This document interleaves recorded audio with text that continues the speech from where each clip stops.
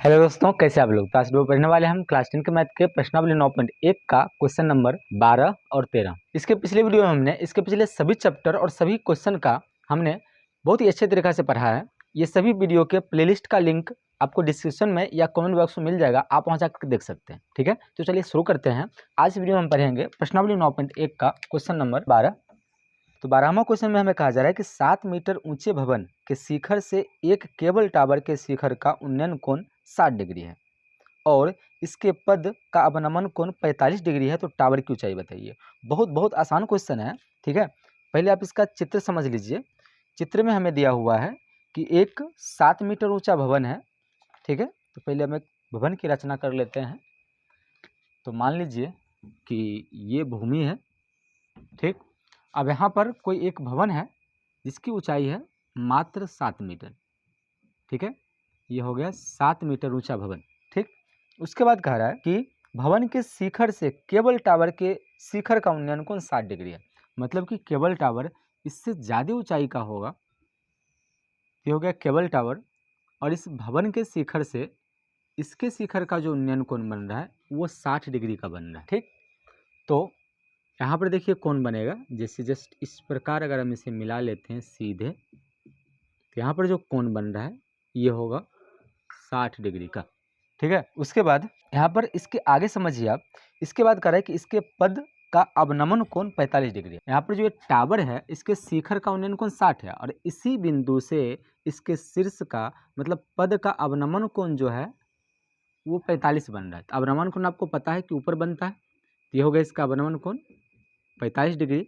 और आपको एक बात और पता होनी चाहिए, हमने शुरू में पहले वीडियो में आपको बताए थे कि अवनमन कोण और उन्नयन कोण दोनों बराबर होता है। तो अगर ये 45 है तो इसका भी मान 45 ही आएगा। ठीक है, तो यहाँ से इसके चित्र कंप्लीट होता है। तो पहले हम इसको क्या कर लेते हैं, भाषा में डिनोट कर लेते हैं, भाषा में इसे रूपांतरित कर लेते हैं। ठीक, तो सबसे पहले तो इसको हम एक सिंबॉलिक नाम देंगे। तो ये हो जाएगा AB भवन की ऊंचाई, CD टावर की ऊंचाई, और ये ई बिंदु से जाकर मिलता है। ठीक, तो पहले हम इसे लिख लेते हैं। यहाँ लिखेंगे कि माना कि भवन की ऊंचाई AB आपके पास ये 7 मीटर दिया हुआ है। ठीक है, उसके बाद टावर की ऊंचाई ये देखिए DC है। यहाँ लिखेंगे DC, ये तो हमें निकालना ही है। ठीक, उसके बाद यहाँ से आप देख लीजिए कि कुछ रचना यहाँ से हो रहा है कि AB जो है ये EC के बराबर होगा, क्योंकि जस्ट समांतर है, ये दोनों समांतर है। तो ये दोनों जो होगा AB EC के बराबर होगा। यहाँ पे लिखेंगे कि चूंकि AB जो होगा किसके बराबर होगा, EC के बराबर होगा, इसलिए ये भी 7 मीटर होगा। मतलब ये जितना है जस्ट ये भी उतना ही होगा, 7 मीटर। ठीक, उसके बाद आगे देखिए, फिर BC जो होगा ये किसके बराबर होगा, ये AE के बराबर होगा। ऐसे दोनों में से किसी का मान है नहीं, तो बस इसको इस प्रकार हम लिख लेते हैं कि ये AE के बराबर होगा। BC AE बराबर है क्योंकि ये दोनों क्या है, आपस में समांतर है। ठीक, अब आगे देख लीजिए उन्नयन कोण, क्या लिख लेंगे, उन्नयन कोण। उन्नयन कोण जो अब बन रहा है हमारा, ये उन्नयन कोण है DAE, क्या लिखेंगे DAE। तो कोण DAE जो है इसका मान है 60 डिग्री। दूसरा है अवनमन कोण, क्या लिखेंगे अवनमन कोण।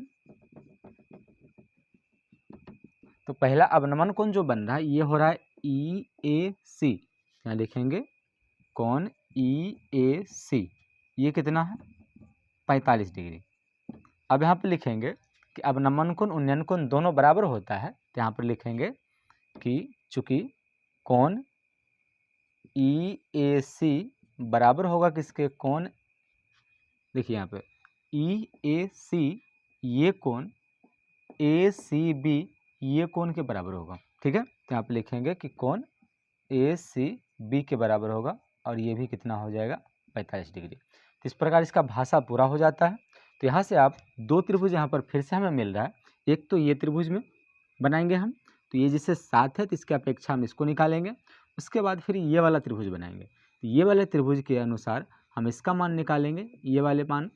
तो जब इसका मान निकल जाएगा तो टावर की ऊंचाई हम आराम से निकाल सकते हैं, ये दोनों मान को जोड़ देंगे। ठीक है, तब लिखेंगे पहले त्रिभुज आप देख लीजिए, त्रिभुज ए बी सी में लिखेंगे, त्रिभुज ए बी सी में लिखेंगे, इसलिए त्रिभुज ए बी सी में, तो त्रिभुज ए बी सी में देखिए हमारे पास लंब है और आधार की जरूरत है, तो लंब आधार किस में होता है, टेन में, हम लिखेंगे टेन 45 डिग्री, तो टेन 45 डिग्री, और लंब बटा आधार, लंब हमारे पास ए बी है, आधार बी सी है, यहाँ हो जाएगा ए बी बटा बी सी। ठीक है, तो टेन 45 का मान होता है 1, तो 1/1 हम लिख सकते हैं।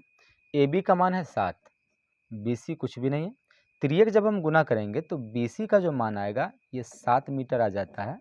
ठीक है, तो यहाँ देखिए ये आधार जो होगा बी सी, ये भी कितना होगा, 7 मीटर ही होगा। ठीक है, उसके बाद आगे देखिए आप, अगला त्रिभुज हम देखते हैं डी ई ए, ये वाला त्रिभुज में हमें चलेंगे, तो लिखेंगे त्रिभुज डी ई ए में, तो त्रिभुज डी ई ए में यहाँ भी देखिए लंब और आधार का जिक्र है, अगर ये 7 है तो ये भी तो हमें 7 मिल गया, यहाँ से यहाँ तक ये 7 मिल गया।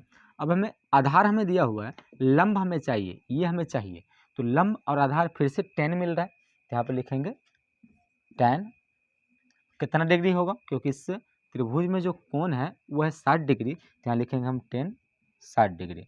लंब बटा आधार, इसमें लंब क्या है डी ई, आधार है ए ई, तो 10 60 का मान √3 होता है, इसके नीचे कुछ नहीं तो हम 1 लगा सकते हैं। डी ई तो आपके पास नहीं दिया हुआ है, तो डी ई को आप ऐसे छोड़ लीजिए। ए ई आपके पास देख लीजिए 7 होगा। ठीक है, यहाँ पर लिखेंगे ए ई का मान 7, वो क्यों होगा ए ई, क्योंकि आप देखिए बी सी और ए ई दोनों आपस में बराबर है, आप ब्रैकेट में लिख सकते हैं कि चूंकि बी सी बराबर है किसके, ए ई के। ठीक है, यानी कि ए ई का मान 7 होगा। अब जब तिर्यक गुना करते हैं हम, क्या आ जाता है, डी ई का जो मान आ रहा है ये आ रहा है 7√3। ठीक है, ये डी ई का मान आ रहा है, डी ई का मान 7√3। आगे देखिए कि हमें क्या करना है, जब हमारे पास डी ई जो है, डी ई इसका मान आ रहा है हमारे पास 7√3, ये मान आ गया, 7 मान यहाँ पर हमें दिया हुआ है, तो पूरा हम टावर की ऊंचाई आराम से निकाल सकते हैं, तो हम लिखेंगे इसलिए टावर की ऊंचाई, तो टावर की ऊंचाई जो आपके पास है डी सी, तो यह देखिए डी सी, तो डी सी 2 हिस्सा में बट रहा है, डी ई और ई सी में, तो हम लिख देंगे यहाँ पर कि डी ई प्लस ई सी में, तो डी ई तो आप देखिए हमने अभी निकाला है 7√3, यहाँ हो जाएगा ये 7√3 प्लस ई सी आप देखिए हमने पहले से रख रखा है, ई सी का मान 7, यहाँ पर रख लेते हैं इसे 7। ठीक, अब यहाँ से 7 आप कॉमन ले सकते हैं, 7 कॉमन आ गया तो बचा ये √3 प्लस 1, इतना मीटर इसका आंसर हो गया। ठीक है, तो टावर की ऊंचाई कितना हो गया, 7 × √3 प्लस 1 मीटर। ठीक, तो इसका आप स्क्रीनशॉट ले लीजिए। हम चलते हैं इसके अगले क्वेश्चन नंबर 13 की तरफ। ठीक, तो अगला क्वेश्चन नंबर 13, तो 13वां क्वेश्चन में हमें कहा जा रहा है कि समुद्र तल से 75 मीटर ऊंची लाइट हाउस के शिखर से देखने पर 2 समुद्री जहाज़ों के अवनमन कोण 30 डिग्री और 45 डिग्री है। यदि लाइट हाउस के एक ही ओर से एक जहाज़ दूसरे जहाज़ के ठीक पीछे है तो दोनों जहाज़ के बीच की दूरी बताइए। ये भी क्वेश्चन जो है लगभग उसी टाइप का है। ठीक है, आप पहले इसका चित्र समझ लीजिए। तो हमें कह रहा है कि समुद्र तल से 75 मीटर ऊंचा लाइट हाउस है, तो पहले हम इसका समुद्र तल बना लेते हैं। तो मान लीजिए ये समुद्र तल है। ठीक, अब इसके समुद्र तल से 75 मीटर ऊंचा कोई लाइट हाउस है, लाइट हाउस बना लेते हैं, इसे मान लेते हैं। तो यह है 75 मीटर ऊंचा। उसके बाद आगे देखिए आप, 75 मीटर ऊंचा लाइट हाउस हो गया। उसके बाद इसके सामने जो है शिखर से देखने पर 2 समुद्री जहाज के अवनमन कोण 30 और 45 बनते हैं, मतलब 2 समुद्री जहाज कहीं है। ठीक है, और इसके अवनमन कोण 30 और 45 बनते हैं। लेकिन उसके बाद आप देख लीजिए कि यदि लाइट हाउस के एक ही ओर एक जहाज एक दूसरे के ठीक पीछे हो, मतलब कि एक जहाज यहाँ है तो इसके ठीक पीछे दूसरा जहाज है। ठीक है, तो एक का कोण बन रहा है 30, दूसरा का कोण बन रहा है 45। चलिए ये कोण हो जाएगा 30 ठीक है, ये हो जाएगा 30 और दूसरा कोण जो होगा ये हो जाएगा 45। ठीक है, तो दो कोण हमारे पास बन गया, एक 30 दूसरा 45। आपको पता होगा कि जितना ही हम इसके नज़दीक चलेते जाएंगे उतना कोण का मान बढ़ते जाएगा। ठीक, कितना हमारा चित्र बन गया। अब यहाँ पर हमें निकालने के लिए कहा जा रहा है कि ठीक पीछे जो जहाज़ है यानी कि दोनों जहाज़ के बीच की दूरी, ये हमें निकालने के लिए कहा है, ये हमें निकालने कहा जा रहा है। ठीक है, इसे हम मान लेते हैं x। ठीक है, इस प्रकार ये दूरी हमें निकालना है। अब देखिए कि इसके पिछले वीडियो में जो हमने पढ़ा था क्वेश्चन नंबर 11, वहाँ पर आपको ये दिया हुआ था और ये निकालने के लिए कहा जा रहा था। ठीक, जस्ट उसी का उल्टा ये है। पहले तो हम इसका सिंबॉलिक नाम दे देते हैं। तो टावर का जो है लाइट हाउस, उसकी ऊंचाई हो गया AB और दोनों जहाज जो है, एक जहाज C है, दूसरा जहाज D है। ठीक है, तो यहाँ पर लिख लेते हैं इसे। हम लिखेंगे माना कि अब देखिए टावर की ऊंचाई यहाँ लिखेंगे, या टावर नहीं है लाइट हाउस है, यहाँ लिखेंगे लाइट हाउस की ऊंचाई। अब देखिए लाइट हाउस जो आपके पास है ये है AB, यहाँ लिखेंगे हम AB जो कितना है 75 मीटर। ठीक है, उसके बाद आप देखिए समुद्र तल से जो दोनों जहाज के बीच की दूरी है वो है CD। यहाँ पर ज़्यादा भाषा नहीं बनेगा, तो यहाँ पर लिखेंगे दोनों जहाज़ों के बीच की दूरी, दोनों जहाज के बीच की दूरी होगा CD। क्या हो जाएगा CD, ये तो हमें मान निकालना है, हमने इसे x माना है। ठीक है, अब इसका अवनमन कोण देख लीजिए। तो अवनमन कोण जो बन रहा है ये ऊपर बनता है, हमने यहाँ पर पहले नीचे लिख लिया है, ये हो गया इसका अवनमन कोण। ठीक है, तो एक अवनमन कोण जो है 30 है, ये हो गया ये इसका 30। ठीक है, दूसरा अवनमन कोण 45 है, ये हो जाएगा यहाँ से यहाँ तक 45 डिग्री। ठीक है, तो अवनमन कोण और उन्नयन कोण दोनों बराबर ही होता है, आपको पता है, तो आप इसे x मान लीजिए। जैसे एक कोण हो जाएगा XAD, दूसरा कोण हो जाएगा XAC। ठीक है, तो यहाँ पर पहले हम अवनमन कोण नाम से ही लिखेंगे कि चूंकि अवनमन कोण, अवनमन कोण हमारे पास दो बन रहा है, एक हो रहा है XAD, इसे x मान तो हमने यहाँ पर रखा है, तो दूसरा मान यहाँ पर रख लेते हैं, P रख लेते हैं। ठीक है, तो PAD, तो कोण PAD इसका मान है 45 और दूसरा हो जाएगा PAC, तो कोण PAC इसका मान हो जाएगा कितना, तो PAD ये 30 है, ये है 30। ठीक है, और PAC जो होगा ये होगा 45। ठीक है, अब देख लीजिए PAD ये यहाँ से बन रहा है ये वाले लाइन में, तो ये वाले लाइन में तो 30 ही हो रहा है। दूसरा देखिए PAC ये वाले लाइन में निकल रहा है, इस लाइन में तो आप देखिए कितना बन रहा है 45 बन रहा है। ठीक, अब यहाँ लिखेंगे चूंकि अवनमन उन्नयन दोनों बराबर होता है इसलिए इसका दूसरा कोण बनेगा, यहाँ लिखेंगे चूंकि अवनमन कोण बराबर होता है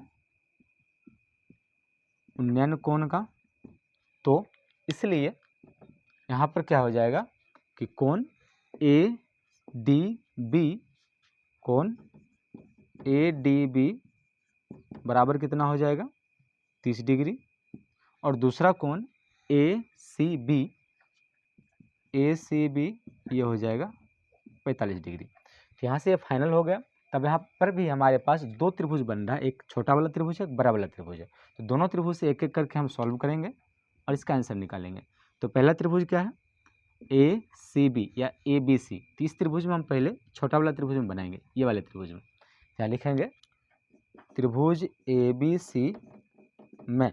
अब यहाँ देखिए कि इस त्रिभुज में कितना डिग्री का कोण बन रहा है 45 डिग्री का, और जिक्र क्या हो रहा है लंब और आधार का। तो लंब आधार किस में होता है tan में, तो हम लिखेंगे कि tan 45 डिग्री। तो tan 45 में लंब बटा आधार, लंब हमारे पास है AB, आधार हमारे पास है BC। तो tan 45 का मान 1 होता है, तो 1/1 रख लेंगे। AB का मान है 75 और BC का मान तो निकालना ही है, इसको ऐसे छोड़ देते हैं, तिर्यक गुना करेंगे तो BC का मान आ रहा है 75 मीटर। ठीक है। तो ऐसे तो BC हमसे नहीं पूछा जा रहा है, हमसे ये पूछा जा रहा है CD। तो पहले BC निकाल लीजिए, उसके बाद अब CD भी निकल जाएगा। तो ये आ रहा है कितना, 75 मीटर। ठीक, अब दूसरा त्रिभुज चलेंगे। तो दूसरा त्रिभुज हमारे पास है बड़ी वाली त्रिभुज ABD। लिखेंगे पुनः त्रिभुज ABD में। अब देखिए ये त्रिभुज जो है ABD, ये बड़ी वाली त्रिभुज है। तो इसमें भी आप देखिए कि लंब और आधार का ही जिक्र है, तो 10 ही लगेगा। तो यहाँ पर हम लिखेंगे 10 कितना डिग्री होगा, 30 डिग्री। तो 10 30 डिग्री बराबर लंब हमारे पास है AB और आधार हमारे पास है BD। तो 10 30 का मान होता है 1/√3। AB का मान तो 75 दिया हुआ है। BD दो हिस्सा में बट जाएगा, पूरा BD जो है ये एक DC में और CB में बट जाएगा। तो इसे हम लिख लेंगे DC प्लस CB। तो आगे देख लीजिए 1/√3 बराबर 75 बटा CD का मान। देखिए CD का मान आपके पास पहले से है X, तो इसे हम X रख लेते हैं, प्लस CB का मान। CB का मान हमने अभी तुरंत निकाला है 75, यहाँ पे लिख लेते हैं 75। अब इसका तिर्यक गुना करिए, तो ये हो रहा है कितना, जब तिर्यक गुना करेंगे तो हो जाएगा X प्लस 75 बराबर, देखिए यहाँ पर पहले इसको गुना करेंगे तो 1 से गुना करने पर सेम टू सेम वही आ जाएगा। दूसरा इधर गुना करेंगे तो हो जाएगा 75√3। 75 को आगे भेज लीजिए तो हो जाएगा X बराबर 75√3 माइनस 75। 75 का कॉमन ले लीजिए तो क्या हो जाएगा, ये 75 कॉमन लेने पर √3 माइनस 1, इतना मीटर इसका आंसर हो गया। ठीक है, तो यही हमें पूछा जा रहा था कि दोनों जहाज के बीच की दूरी जो हमने x माना है, ठीक है, तो दोनों जहाज के बीच की दूरी कितना है, 75√3 मीटर। लास्ट में यहाँ लिख लेंगे कि अतः दोनों जहाज़ों के बीच की दूरी ये कितना होगा, 75√3 मीटर। 75 into √3 minus 1 metre. ठीक है, तो ये हो गया हमारा आंसर। ठीक है, तो इस प्रकार आप इस टाइप के किसी भी क्वेश्चन को बहुत ही आसानी से बना सकते हैं। ठीक है, तो आप इसको अच्छी तरीक़ा से समझ सकते हैं। तो अगर आपको समझने में दिक्कत हो तो आप इसे फिर से एक बार देख लीजिए, मुझे विश्वास है कि आप ज़रूर इसे समझेंगे, क्योंकि हमने बहुत ही आसान तरीक़ा से क्वेश्चन को समझाया है। ठीक, तो आपको वीडियो कैसा लगा हमें कमेंट में जरूर बताइए, और यदि आपको वीडियो पसंद आए तो वीडियो को लाइक करिए, हमारे चैनल पर नए हैं चैनल को सब्सक्राइब जरूर करिए, और यदि आपके दोस्तों में से किसी को इसकी ज़रूरत है तो उसके पास शेयर जरूर कीजिए वीडियो की। ठीक है, और मिलते हैं अगले वीडियो में, तब तक के लिए धन्यवाद, जय हिंद।